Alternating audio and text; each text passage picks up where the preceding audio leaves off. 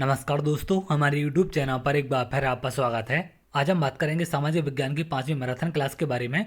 इसके पहले मैं आपको 4 मैराथन क्लास सॉल्व करा चुका हूं, उनको जाकर आप देख सकते हैं। विज्ञान के भी मैंने 5 मैराथन क्लास आपको सॉल्व करा दिए हैं और प्रत्येक मैराथन में हम लोग टॉप इंपोर्टेंट 100 प्रश्नों पर बात करते हैं। तो आज की मैराथन क्लास में भी हम इंपोर्टेंट 100 प्रश्नों पर बात करेंगे जिनके एग्जाम में आने की संभावना है, क्योंकि आपके लेटेस्ट पैटर्न पर आधारित हैं। तो यहाँ से एग्जाम में आपको काफ़ी ज़्यादा हेल्प मिलेगी। इसके अलावा अगर आप लोग एमसीक्यू प्रश्नों की प्रैक्टिस करना चाहते हैं तो मैंने टेस्ट सीरीज अपने एप्लीकेशन पर लॉन्च कर दी है, तो वहाँ पर जाकर आप टेस्ट सीरीज देख सकते हैं। सब्जेक्ट वाइज और फुल लेंथ दोनों प्रकार की टेस्ट सीरीज आपको मिल जाएगी। एप्लीकेशन का लिंक आपको वीडियो के डिस्क्रिप्शन में मिल जाएगा या फिर प्ले स्टोर से आप लोग डाउनलोड कर सकते हैं। तो चलिए एक एक करके आज के 100 प्रश्नों पर हम बात करते हैं। सबसे पहला प्रश्न है, सिंधु घाटी सभ्यता किस युग से संबंधित है? आपकी आद्य ऐतिहासिक युग से। अगला प्रश्न है, सिंधु घाटी सभ्यता को गैर आर्यन सभ्यता क्यों कहा जाता है? क्योंकि सिंधु घाटी सभ्यता आपकी कैसी थी? ये नगरीय सभ्यता थी, जिसके कारण इसको गैर आर्यन सभ्यता कहा जाता है। अब जो आपकी आर्यन सभ्यता थी ये आपकी ग्रामीण सभ्यता थी, तो इसको भी आप ध्यान रखेंगे। इन पर भी प्रश्न आपके बन जाते हैं। अगले प्रश्न पर आते हैं। अगला प्रश्न है, गौतम बुद्ध के प्रथम गुरु कौन थे? अलार कलाम। ये भी मोस्ट इंपोर्टेंट है, कई बार एग्जाम में आपका पूछा जाता है। अगला है, मगध का कौन सा राजा सिकंदर महान का समकालीन था? तो कौन सा राजा सिकंदर के समकालीन था? घनानंद। सांची का स्तूप किसने बनवाया था? अशोक ने। मोस्ट इंपोर्टेंट है। अगले प्रश्न पर आते हैं। अगला प्रश्न यहाँ पर पूछा गया है, किस वंश के शासक ने ब्राह्मण और बौद्ध भिक्षुओं के कर मुक्त भूमि एवं गांव देने की प्रथा आरंभ की थी? सातवाहन वंश ने। इन्होंने बौद्ध भिक्षुओं को कर मुक्त भूमि और गांव देने की योजना प्रारंभ की थी। अगला प्रश्न है, गुप्त राजा जिसने विक्रमादित्य की पदवी धारण की थी? तो विक्रमादित्य की उपाधि किसने धारण की थी? चंद्रगुप्त द्वितीय ने। जजिया कर किसने समाप्त किया था? जजिया कर अकबर ने समाप्त कर दिया था। यहाँ पर आगे आप देखें। अगला प्रश्न है, अढ़ाई दिन का झोपड़ा किसने बनवाया था? कुतुबुद्दीन ऐबक ने। यह भी इंपॉर्टेंट क्वेश्चन है आपका। किस राष्ट्रकूट शासन ने रामेश्वरम में विजय स्तंभ एवं देवालय की स्थापना की थी? कृष्ण तृतीय ने। ये इंपॉर्टेंट क्वेश्चन है। अगला प्रश्न है, किसने अपने आप को खलीफा घोषित किया था? मुबारक शाह खिलजी ने। यह भी कई बार क्वेश्चन आपका पूछा जाता है। अगला प्रश्न है, दिल्ली सल्तनत का वह प्रथम सुल्तान कौन था जिसने स्थायी सेना रखी थी? अलाउद्दीन खिलजी ने। नहर निर्माण करने वाला दिल्ली का प्रथम सुल्तान कौन था? तो नहर निर्माण किसने की थी सबसे पहले? गयासुद्दीन तुगलक ने। अगला प्रश्न है, बरनी के अनुसार दरबारियों के बीच कभी कभी नग्न होकर दौड़ने वाला सुल्तान कौन था? मुबारक खां। ये भी मोस्ट इंपोर्टेंट है। अगला प्रश्न है, विजयनगर के राजा कृष्णदेव राय ने गोलकुंडा का युद्ध किस राजा के साथ लड़ा था? कुली कुतुब शाह के साथ। अगला प्रश्न है, विजयनगर के किस शासक को आंध्र पितामह भी कहा जाता है? कृष्णदेव राय को। अगला प्रश्न है, दक्षिणी भारत में पथरे की नींव किसने रखी थी? शेख बुरहानुद्दीन गरीब ने। यह भी इंपॉर्टेंट क्वेश्चन है आपका। अगला प्रश्न है, किस मुगल शासक को आलमगीर कहा जाता है? औरंगजेब को। शेरशाह सूरी का मकबरा कहाँ पर है आपका? सासाराम में। अगले प्रश्न पर आते हैं। अगला प्रश्न है, मयूर सिंहासन तख्ते ताउस जिसको कहते हैं पर बैठने वाला अंतिम मुगल बादशाह कौन था? मोहम्मद शाह। इसे रंगीला भी कहा जाता है, तो इसको भी आप ध्यान रखेंगे। अगला प्रश्न है, कौन सा मकबरा द्वितीय ताजमहल कहलाता है? बीबी का मकबरा। ये भी मोस्ट इंपोर्टेंट है आपका। हल्दी घाटी का युद्ध कब हुआ था? ये आपका 18 जून 1576 को राणा प्रताप और मुगल सम्राट अकबर के सेनापति राजा मानसिंह के बीच हुआ था, तो इसको भी आप ध्यान रखेंगे। बाबर की उदारता के लिए उसे कौन सी उपाधि दी गई थी? कलंदर की उपाधि। मोस्ट इंपोर्टेंट क्वेश्चन है आपका। अगले प्रश्न पर आते हैं। अगला प्रश्न है, तीसरे आंग्ल मैसूर युद्ध को रोकने के लिए टीपू सुल्तान ने अंग्रेजों के साथ कौन सी संधि की थी? श्रीरंगपट्टनम की संधि, तो इसको आप ध्यान रखेंगे। किस मराठा पेशवा को मैकियावेली कहा जाता है? नाना फडणवीस को। ये भी मोस्ट इंपोर्टेंट क्वेश्चन है आपका। यहाँ पर सारे क्वेश्चन आपके टॉप इंपोर्टेंट लिए गए हैं जो बार बार एग्जाम में आपके पूछे जाते हैं। अगला प्रश्न है, राज्य हड़प नीति किसने शुरू की थी? लॉर्ड डलहौजी ने। द्वैध शासन नीति को किसने समाप्त किया था? वॉरेन हेस्टिंग ने। 1772 में द्वैध शासन व्यवस्था को समाप्त कर दिया था।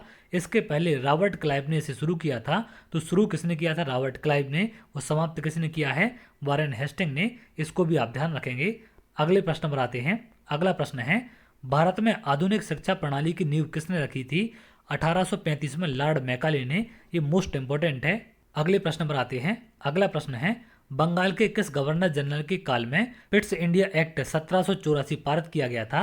ये भी वारेन हेस्टिंग के कार्यकाल में 1784 इसका स्थान आप ध्यान रखेंगे, पिट्स इंडिया एक्ट का। अगला प्रश्न है, अंग्रेजों द्वारा रैयतबाड़ी बंदोबस्त लागू किया गया था मद्रास प्रेसिडेंसी और बम्बई प्रेसिडेंसी में। अगला प्रश्न है, ब्रिटिश ईस्ट इंडिया कंपनी का व्यापारिक अधिकार अंतिम रूप से किस एक्ट के तहत समाप्त किया गया था? 1833 का चार्टर एक्ट के तहत। ये मोस्ट इंपोर्टेंट है आपका। अगला प्रश्न है, भारतीय शिक्षा का मैग्ना कार्टा महाअधिकार पत्र कहा जाता है? वुड डिस्पैच को कहा जाता है। 1854 में चार्ल्स वुड द्वारा भारत के गवर्नर जनरल को भेजा गया था, तो इसको आप ध्यान रखेंगे। इसको भारतीय शिक्षा का मैग्ना कार्टा कहा जाता है। मोस्ट इंपोर्टेंट क्वेश्चन है आपका। अगला प्रश्न है, पुर्तगालियों ने भारत में सर्वप्रथम फैक्ट्री कहाँ स्थापित की थी? कालीकट में, 1500 ईस्वी में। अगले प्रश्न पर आते हैं। अगला प्रश्न है, भारतीय राष्ट्रवाद का जनक किसे कहा जाता है? राजा राम मोहन राय को। कूका आंदोलन को किसने संगठित किया था? गुरु राम सिंह ने। यह भी इंपॉर्टेंट क्वेश्चन है आपका। अगला है, बाल विवाह प्रथा को नियंत्रित करने हेतु 1872 के सिविल मैरिज एक्ट ने लड़कियों के विवाह की न्यूनतम उम्र निर्धारित की थी। तो 1872 के सिविल मैरिज एक्ट में लड़कियों की कितनी न्यूनतम उम्र निर्धारित की गई थी? 14 वर्ष।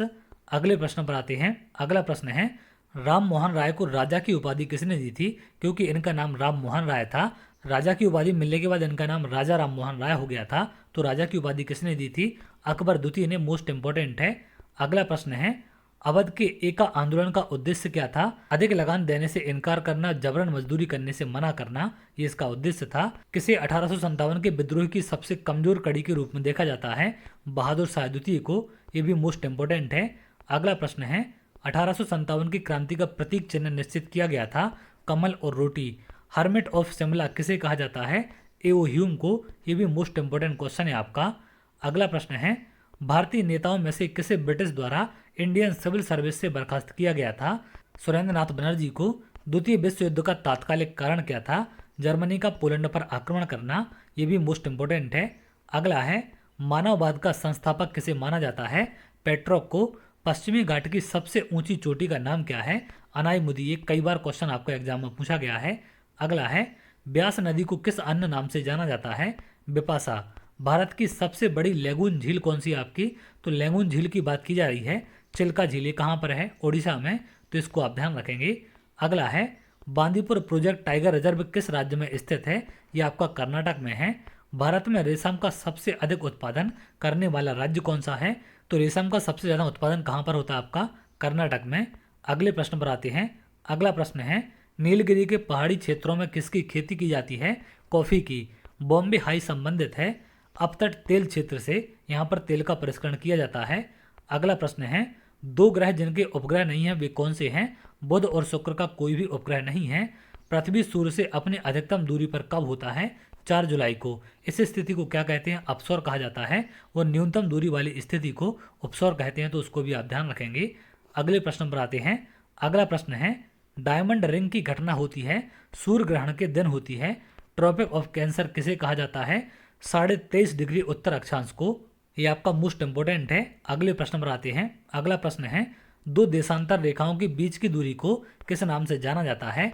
गौरे या फिर गौरे नाम से इसे जाना जाता है। कौन विश्व का फेफड़ा के नाम से विख्यात है? विश्ववतीय वर्षावन। मोस्ट इंपोर्टेंट है। इनको विश्व का फेफड़ा कहा जाता है।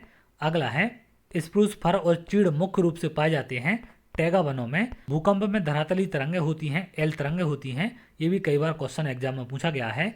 अगला है, डाइक क्या है? डाइक क्या होता है? ज्वालामुखी निर्मित आंतरिक स्थलाकृति होती है। कौन सा द्वीप मोर द्वीप के नाम से भी जाना जाता है? तो मोर द्वीप के नाम से कौन सा द्वीप जाना जाता है?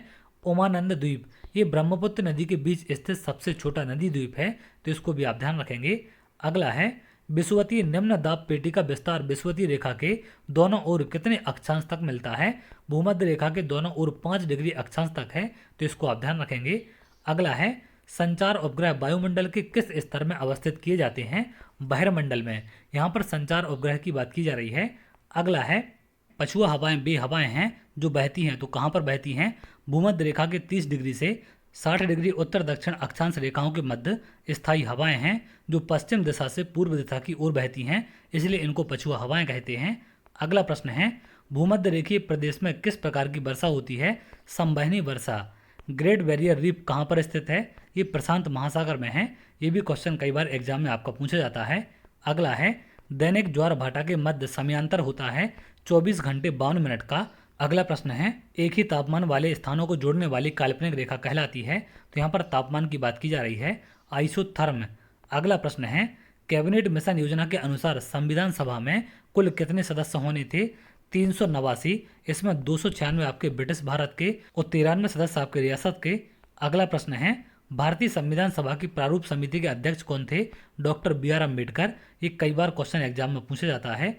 अगला है, संविधान सभा ने भारत के संविधान को कब स्वीकार किया था? 26 नवंबर 1949 को। तो इसको आप ध्यान रखेंगे, मोस्ट इंपोर्टेंट है। अगला है, भारतीय संविधान में समवर्ती सूची किसके संविधान से ली गई है? तो समवर्ती सूची कहाँ से ली गई? आपकी ऑस्ट्रेलिया के संविधान से। अगला प्रश्न है, संविधान के किस भाग में संविधान संशोधन की प्रक्रिया का उल्लेख है? तो भाग 20 में है। भारतीय संविधान की 8वीं अनुसूची का संबंध किससे है? भाषाओं से। 8वीं अनुसूची में भाषाओं को रखा गया है। अगला प्रश्न है, संविधान के किस अनुच्छेद में उपराष्ट्रपति पद का प्रावधान किया गया है? अनुच्छेद 63 में। भारत सरकार का प्रथम विधि अधिकारी कौन होता है? भारत का महान्यायवादी, अटॉर्नी जनरल ऑफ इंडिया। तो इसको भी आप ध्यान रखेंगे। अगला प्रश्न है, भारतीय संविधान के अनुच्छेद 17 में उपबंध किया गया है अस्पष्टता उन्मूलन का। ये मोस्ट इंपोर्टेंट है, सभी गवर्नमेंट एग्जाम का फेवरेट क्वेश्चन होता है अनुच्छेद 17। तो इसको आप ध्यान रखेंगे, बार बार इसको रिपीट किया जाता है। अगला प्रश्न है, पांडिचेरी को किस वर्ष भारत संघ में सम्मिलित किया गया था? अगर हम औपचारिक रूप से बात करें तो 1962 में। अगला प्रश्न है, कितने वर्षों तक लगातार बाहर रहने पर नागरिकता समाप्त हो जाती है? तो अगर आप भारत से बाहर लगातार 7 वर्ष तक रहते हैं तो आपकी नागरिकता अधिनियम 1955 के तहत समाप्त हो जाएगी। तो इस बात को आप ध्यान रखेंगे। अगला प्रश्न है, मौलिक अधिकारों का निलंबन कौन कर सकता है? राष्ट्रपति। कौन सा समादेश किसी अवैध व्यक्ति से सरकारी पद को बचाने के लिए जारी किया जाता है? अधिकार परीक्षा, मोस्ट इंपोर्टेंट है। कौन कौन सी आपकी रिट जारी की जाती हैं? सभी रिटों को आप देख कर जाएंगे क्योंकि उन पर क्वेश्चन आपके पूछे जाते हैं। अगला है, निम्नलिखित में से किसकी संस्तुति पर भारतीय संविधान में मूल कर्तव्य शामिल किए गए थे? स्वर्ण सिंह समिति की रिकमेंडेशन पर। अगला प्रश्न है, भारतीय संसद के कितने अंग हैं?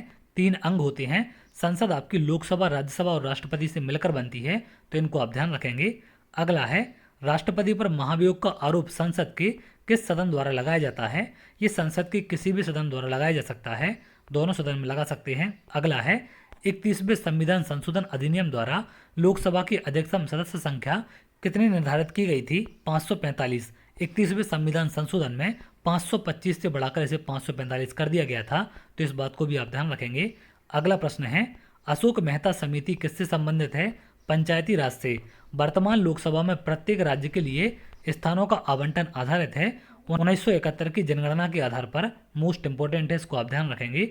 अगला प्रश्न है, भारत में पंचायती राज प्रणाली का शुभारंभ कब और कहां से हुआ था? 2 अक्टूबर 1959 को राजस्थान के नागौर जिले से। मोस्ट इंपोर्टेंट है। अगला प्रश्न है, दल बदल विरोधी कानून से संविधान का कौन सा संशोधन संबंधित है? 52वें संविधान संशोधन अधिनियम 1985 के द्वारा इस कानून को लागू किया गया था। अगला प्रश्न है, सरकार द्वारा पुरानी मुद्रा को समाप्त कर नई मुद्रा चलाना क्या कहलाता है? डिमोनेटाइजेशन, जिसको विमुद्रीकरण कहते हैं। अगला प्रश्न है, राष्ट्रीय कृषि एवं ग्रामीण विकास बैंक नाबार्ड की स्थापना किस पंचवर्षीय योजना अवधि में की गई थी? तो 6वीं पंचवर्षीय योजना अवधि में 1980 से 1985 तक आपकी 6वीं पंचवर्षीय योजना थी और नाबार्ड की स्थापना 1982 में की गई थी। तो इसका सही आंसर क्या होगा? 6वीं पंचवर्षीय योजना। अगला प्रश्न है, जिस विदेशी मुद्रा में शीघ्र देशांतरण की प्रवृत्ति हो उसे क्या कहते हैं? गर्म मुद्रा, हॉट करेंसी इसको कहा जाता है। अगला है, भारत में रुपए का अवमूल्यन पहली बार किस वर्ष किया गया था? 20 सितंबर 1949 को। तो इसकी तारीख भी आप ध्यान रखेंगे। अगला प्रश्न है, संयुक्त राष्ट्र सुरक्षा परिषद के 5 स्थायी सदस्य कौन से आपके? चीन, फ्रांस, रूस, अमेरिका और यूनाइटेड किंगडम। इनके नाम आपको ध्यान रखने हैं। अगला प्रश्न है, संकट के समय के दौरान वाणिज्यिक बैंकों की जो आरक्षितियां बतौर बफर चल निधि का काम करती हैं उनको क्या कहते हैं? इनको SLR कहा जाता है। मोस्ट इंपोर्टेंट है, इसको आप ध्यान रखेंगे। अगला प्रश्न है, भारत में शून्य आधारित बजट को किस वर्ष के वार्षिक बजट में अपनाया गया था? 1987-88 के। अगला प्रश्न है, चौथी पंचवर्षीय योजना को क्या कहा जाता है? गॉडगिल योजना। अंतर्राष्ट्रीय व्यापार का मूल आधार क्या है? निरपेक्ष लाभ तथा तुलनात्मक लाभ दोनों। तो इसको आप ध्यान रखेंगे। अगला प्रश्न है, आधुनिक अर्थशास्त्र का जनक किसे कहा जाता है? एडम स्मिथ को। मोस्ट इंपोर्टेंट है। ग्रामीण गरीबी उन्मूलन के लिए पूरा मॉडल अपनाने का समर्थन किसने किया था? डॉक्टर एपीजे अब्दुल कलाम ने मोस्ट इंपोर्टेंट क्वेश्चन हैं। तो ये थे आज के टॉप इंपोर्टेंट 100 क्वेश्चन जिनसे एग्जाम में क्वेश्चन आपके आ सकते हैं। इसी प्रकार की 5 मैराथन क्लास मैंने आपको साइंस की भी करवा दी हैं, तो उन सबको जाकर आप देख सकते हैं। वीडियो के डिस्क्रिप्शन में आपको प्लेलिस्ट का लिंक मिल जाएगा। उस प्लेलिस्ट में सभी वीडियो हैं एमपीटेट वर्ग 3 चयन परीक्षा 2025 के नाम से, तो उसमें जाकर आप सारी वीडियो देख सकते हैं। और पहले भी कुछ मैथ के टेस्ट आपके सॉल्व कराए गए हैं, उन सबको भी आप देख सकते हैं। तो चलिए आगे अगर आप ऐसी वीडियो चाहते हैं तो हमारे चैनल के साथ जुड़ सकते हैं, जिससे और भी इंपॉर्टेंट वीडियो आपको मिल सके।